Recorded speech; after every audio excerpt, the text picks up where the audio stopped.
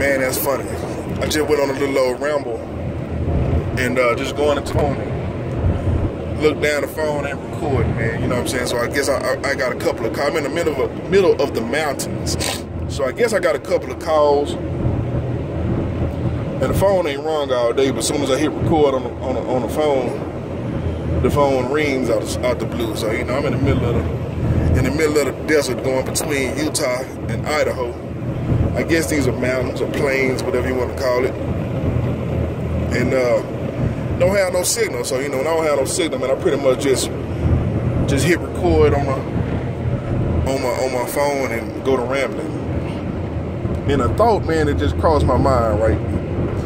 Because, you know, when I get these thoughts, I just like to synthesize them and put them into, you know, pretty much like a portfolio of shit that I talk about. You know what I'm saying? You know, one of my passions or dreams was to come up with like a little radio show or, you know, a radio station or whatever and have pretty much my own community.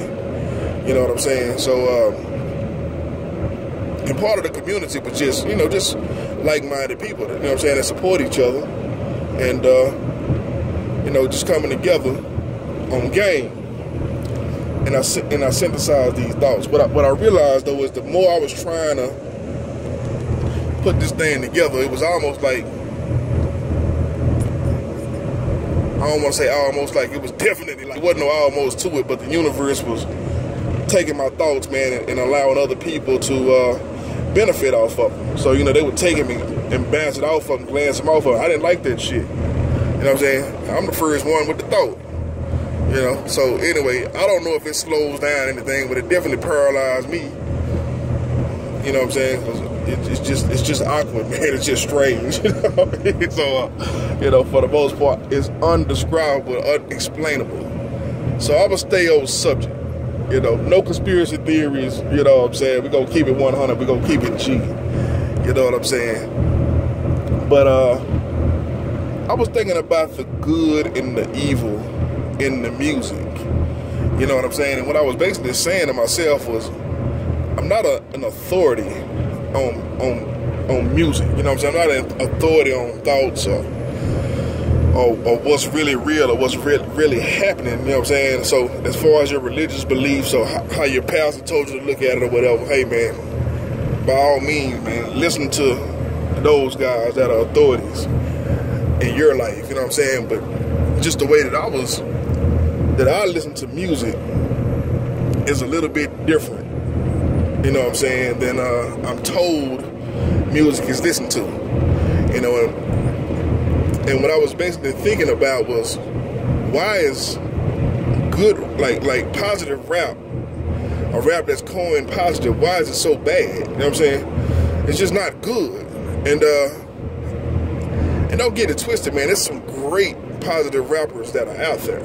You know what I'm saying? But for the most part, it's like, it's only so much positive, because I believe everybody is inherently good for the most part. For the most part, everybody's good, man. Before we become corrupted and before we are taught how to think and what's cool and what's gonna fly, for the most part, it's like this. If you're in a community, you know what I'm saying, in a community setting, and you see someone that's hungry and starving and they have to eat, you know what I'm saying, and they steal to eat, they feel like an outcast of the society, you know what I'm saying?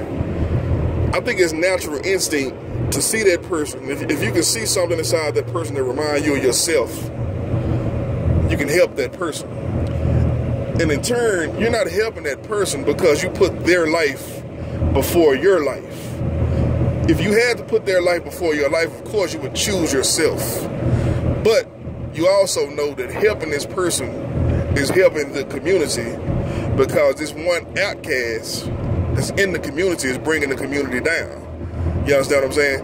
So if you put him on a level to where he don't feel, if you feel like he's on an equal footing with the rest of the community, then you've helped yourself. You know what I'm saying? You have prevented a thief. As a matter of fact, you might have a warrior on your hand. You know what I'm saying? It might be security. So, you know, because people earn their keep, man. People do what they have to do, you know what I'm saying, to fit into the community, to do their job. You know what I'm saying? So, Anyway, anywho. So what I was saying was, it's a reason. I mean, for one, the negative stuff is promoted the most. You know what I'm saying? But for two, I think everybody have a negative bone in their body, a negative part of their anatomy. It's almost like the war chants. You know what I'm saying? That's what I was saying at first. It was you have a war chant inside of you. You know what I'm saying? You have a sex chant inside of you, and the music speaks to the lower vibration of what you already have that's inside of you. That's how it motivates you. You know, you understand what I'm saying? That's why positive people can listen to negative things and get positive results. You know what I'm saying? Not 100% negative things. Now, don't get it twisted. I think the stuff that is being promoted and pushed now, I may be wrong. It doesn't speak to my spirit. You know what I'm saying? So it's hard for me to listen to it because it doesn't feed me. You know what I'm saying? It almost feels like it's robbing me of nutrients. So I don't really listen to a lot of it. You know what I'm saying? But back in the day, I used to listen to music that was the most negative of the negative. And if I had to explain to a person why I liked it, you know what I'm saying, it's on a multitude of layers, you know what I'm saying? But one of the major layers that I could compare it to is a Juvenile verse on the song Ghetto Children, where he says, gotta be in the same state of mind that these niggas in. You know what I'm saying? And that's pretty much what you're thinking about when you're listening to songs, you're listening to a vibe. It's like when you come to Texas, and you come to inside of a neighborhood, you know what I'm saying, where people are playing cards and talking shit, drinking beer, you know what I'm saying. You got the family from the elders to the youth all at the same party. Well, you don't throw on a Wu-Tang Protect Your Neck. It doesn't fit. You know what I'm saying? Bring the Pain can go. You know what I'm saying? Because it's kind of a song that we're familiar with through the radio or whatever, and it has a pretty universal type beat to it, universal type mode. But you know what I'm saying? It's almost like, you know, in Dallas we had different crowds. We had, you know, just regular music likers, the people that just like to listen to us jamming, and we had what you call heads. You know what I'm saying? A head was what we consider a hip-hop head that liked words. You know what I'm saying? Even though we didn't really understand what the words were, you know what I'm saying? Because New York lyricism is so layered. You know what I'm saying? You know, you listen to a person speak about one thing, but you know, he's probably speaking vaguely about what you're thinking about mostly, but he's thinking mostly about something you have no idea about. He has a muse that you have absolutely no idea about. You understand what I'm saying? But it sounds good to you. You're using your muse to fit him talk about his muse. You know what I'm saying? So the music is layered. You know what I'm saying? Heads particularly like that. You know what I'm saying? It's a wordy type thing, but it's not something that you do it's not something that you, heads hang with heads, man. But you know what I'm saying? When you want to listen to Smith and Wesson and you know, Wu-Tang, you don't do that in the hood. You know what I'm saying? It's something it's like a private sector. So anyway, long story short, when you listen to some screw music or some Master P or something like that, it's perfect for that particular type setting. You know what I'm saying? You can play that and play the Isley Brothers right behind it, and the octaves are still into the same pattern. You understand what I'm saying? It's not throwing it off way too far, man. Only thing about it is if the people around are squeamish to curse words, then you may have a little bit of an issue. But it's not far-fetched for somebody to listen to Marvin Gaye and to listen to Master P at the same party and kind of fit it. But it's a little different. You know what I'm saying? When you you know, go a little bit outside of that spectrum. I don't know. Where am I at right now, man? I have no earthly idea. But basically what I'm trying to tell you about is about the negative vibration in music and people that try to keep it positive in music. And people that keep it positive in music, man, it's just only so far you can go. You know what I'm saying? It's like if you rap about the Bible, you know what I'm saying? You have to stay in that Bible. You know what I'm saying? It's not far you can go outside of that Bible without talking about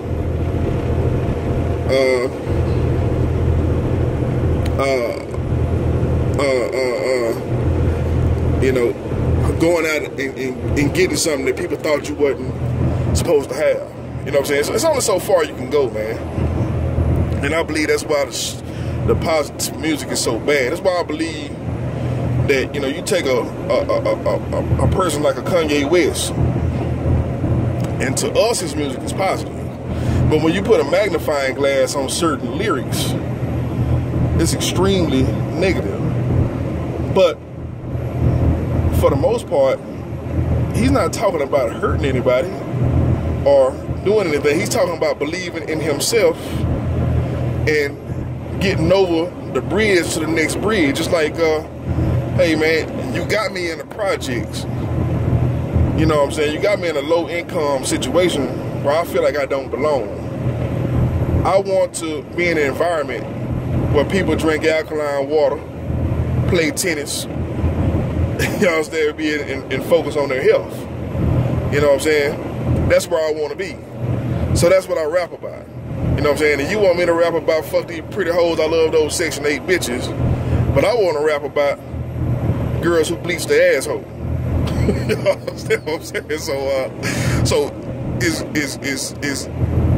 only one of those things, man, that you have to pretty much be aligned with that frame of mind to understand what he's talking about. Basically, what he's talking about, man, is being an underdog that is using his platform to get to where he has to go.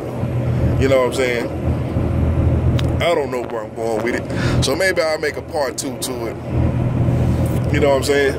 I don't know. But basically, I was talking about the war chants and the sex chants. And I would go back to, you know, music like James Brown. You know what I'm saying? When you listen to the music, it wasn't that his writing was so prolific. And that his, you know, everything about it was just so prolific. But he was still... Welcome to Idaho. And the point that I tried to make about the brother was, even though he is the reason it hit so hard, it was almost like a sex chant into the music. And the way you know, and his male and female energy coming through this guy. So the analogy that I was trying to make with it's almost like a female masturbating while singing a song. You understand what I'm saying? It's the way he would do it. It's the sex chants that was basically getting in a person's vibration, getting into a person's feel. You know what I'm saying? It made them love him so much. Because I mean, to be honest with you, that was the first mumble rapper.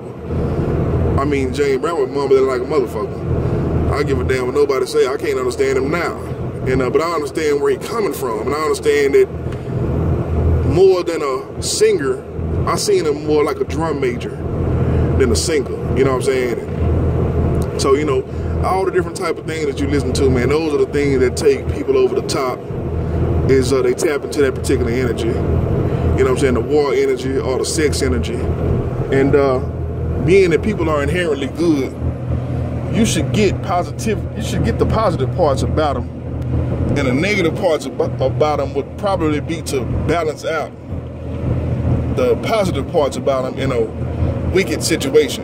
You understand what I'm saying? So, you know, when you're listening to a rapper rap about drugs, you have two different kind of dope rappers. You know what I'm saying? You got one nigga that's all about the, you know, getting more money and shitting on people below him.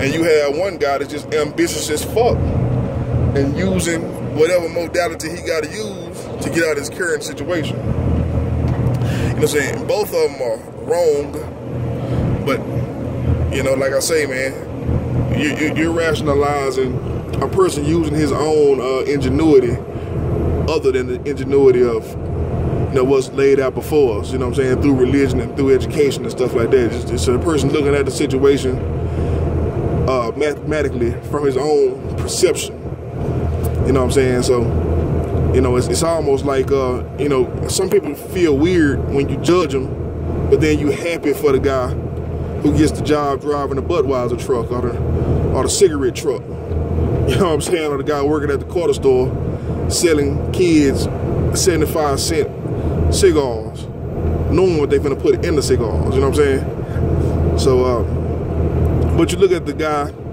you know what I'm saying, who goes underground and does things his own way, negative, you know what I'm saying? But the pharmacist is celebrated. So it's a contradiction that only a few people kind of look at things that way. Only a few people kind of normalize things that way. So I'm gonna get up off this motherfucker, man. I'm just really pretty much rambling and hadn't figured out a way to drive this home, and whether it makes sense or not, it's a subject. It's in my portfolio, and I'll probably expound on it or whatever in the future. It's a thought that I've been having in my back pocket for several years, so I didn't get any further than I always been. But that's kind of like what I do whenever my brain is still. I just start thinking about shit that makes sense and what don't make sense. And I see people trying to define shit, and it's always, when they define it, it's always putting what they don't like in the back. I was just listening to this chick. I think her name is Whitney Cummings. And man, she was saying some shit that was so off base, but I guess that's what make her feel good. You know what I'm saying? But she said, the one I remember in particular, she said, I heard that people that want to do public speaking all the time are people that saying, hey, like me, I'm cool, you can like me or whatever. And I'm like, nah, man, I've been wanting to be a public speaker since I was like 9. You know what I'm saying? Not really a public speaker, but speaking about, because I don't agree with everything, man. And sometimes I feel like if a few people hear what I don't agree with, they say, hey, man, I kind of agree with what he said. And those are the people that I would speak for. So, you know what I'm saying? I'm like, hey, man, I really wanted to be a public speaker because I thought I had some shit to say. You know what I'm saying? Along the lines of, not particularly one particular subject or whatever, but just I always see, you know what I'm saying, the opposite of what's mainstream. I can see both arguments all the time. I can agree, if it makes sense, I can agree with both arguments at the same time. But if I don't have a dog in a fight, I can see right from wrong. I don't think a lot of people can do that, man. You know what I'm saying? So, but anyway, when she said that, you know what I'm saying, I always wanted to throw the phone across the street. You know what I'm saying? Because it's almost like people are trying to redefine things, and it's almost like we're becoming a nation of a cultist nation. And I'm sorry if I don't want the guy at McDonald's that's frying the fries to be my heart surgeon in a few more years. You know what I'm saying? Because the cult wanted to give him a good job. And I would hate for the person that's a public speaker be stuck frying the fries. You know what I'm saying?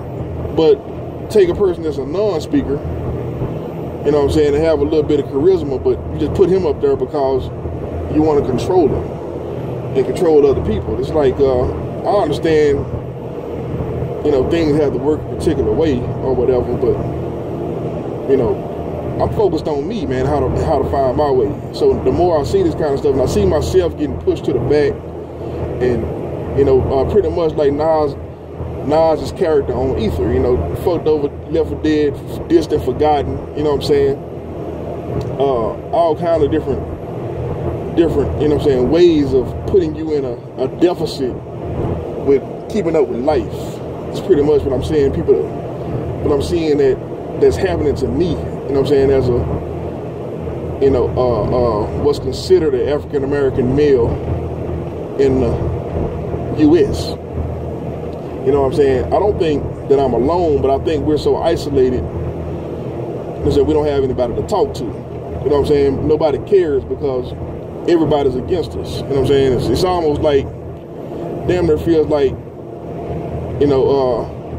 when the Indians were giving blankets for smallpox. You know what I'm saying? Because it was cold. You know what I'm saying? It's kind of hard to turn down the blanket, but hey, man. Or you go die from the cold or die from the blanket. You understand what I'm saying? So it's kind of weird, and you know, so it's like we seeing the Kraken unleashed, and it's a quiet war. You know what I'm saying? It's a quiet war, and if you can hear the drums, it's scary. You know what I'm saying? To think that you don't have anybody to vibe with in a situation like this here. You know what I'm saying? So anyway, let me back up off this motherfucker and get up out of here, man. You know what I'm saying? Later.